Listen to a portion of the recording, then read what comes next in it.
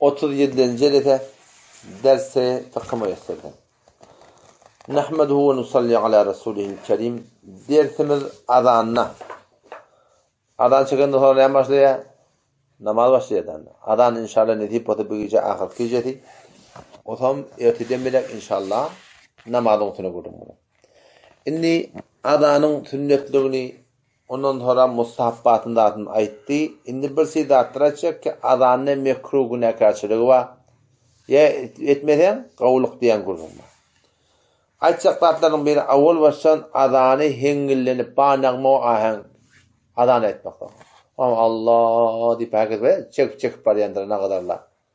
Şu suretinde azan çekmek doğru. Sadece odanca Arabi suretinde çekmektir. Azan goftana şahsi bir vuzu ve ikamet goftana. Bir adam var geçenki dersimizde geçti. Dehrede azan çekti. Hop dehrede çekmeklik mustahap.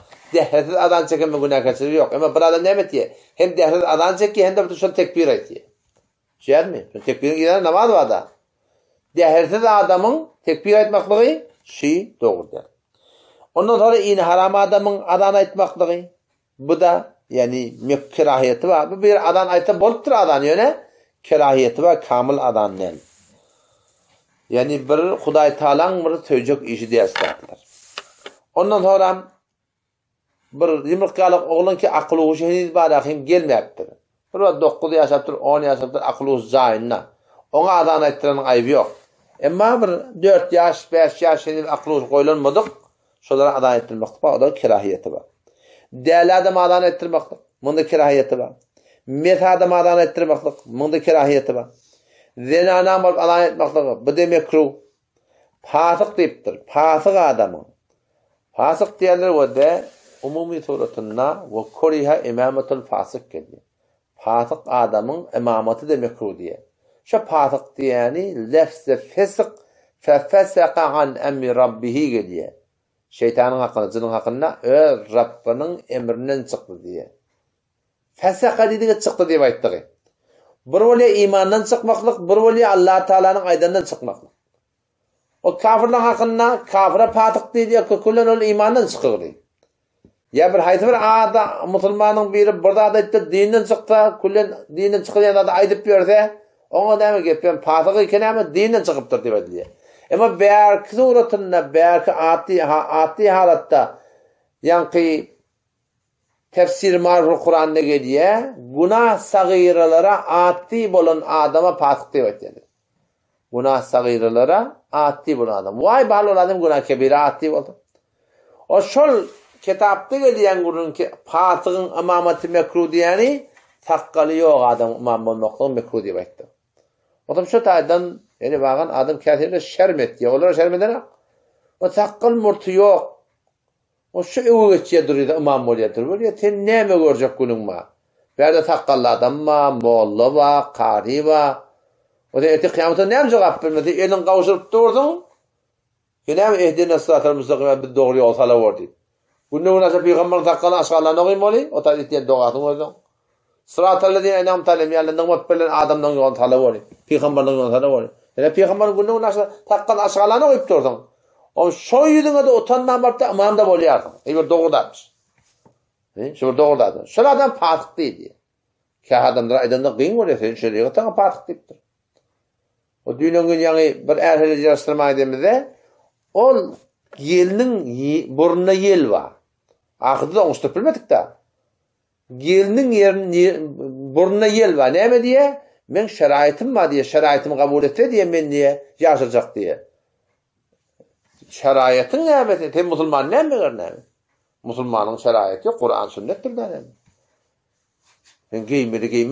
İmeli, barmalı, kulak asmalı, etmeli. Hem de belli ki senin şeriatın maddi ben neymetin. Ama ben şeriatım İslam değil. Ben şeriatım Kur'an değil. Ben dini oraya sakladın değil. Sen dininden kalkıp kim takacak bayi? O zaman şu taydan o adamlar iki sakkalını el uğrayarlar. Şol adama şeriat fasık deyiptir. Yani Allah Teala aydandan çıkırır şolar. Muhammed Mustafa sallallahu aleyhi ve sellem mübarek sünnetini günah aşgallarına koyuyor. Katı bir günah kaçırır. Günah kebire şoň ödi. Katı bir günah kaçırır. Şol adamlar imam olmaktan mekruh. Hop indi barıptır imam olupdur da näme? Zoruna harp bolýar ol. Sen aýtýan işi ýok. O garyd şu dünýede balakym öýden netçe bol. Başada meçitde ýok bolsa, başa gaw meçit barda gidin başa gaw meçidi. Ya başa gaw meçit ýok bolsa şoň idindan şo direkti namaz jamaatdan ýene galmyldyn. Biz namazyny näme bolady bu kerahiýet bilen bitigilla. Belki Allah şoňa düşündirip bolsun ýöne Hudaý Teala şoňa tawba berdin. Şeýle bir suratynda mamul bolgan adam daşyndan tönýärdi. Jamaat bolup barýardan agur adam kaptany takıl murtyryn bir öwe çykýar mamul ýetdi. Baba sen bir şermet, bir haýa etmeli baba sen. Agur adam du takally, telleli, geyimli. Temir tire ihtiram da gawda dahy. Tire ihtiram da gawda. Ýa kim imamatyň edinde? Imamatyň adam lokan zähmet de adam bilýär. Mesela sizi yerde bagan canın. Şol adamdan imam bolmaklygy gatyr güne keçir. Oturup bir adam adan aýtsa, munda kerahiýeti bar.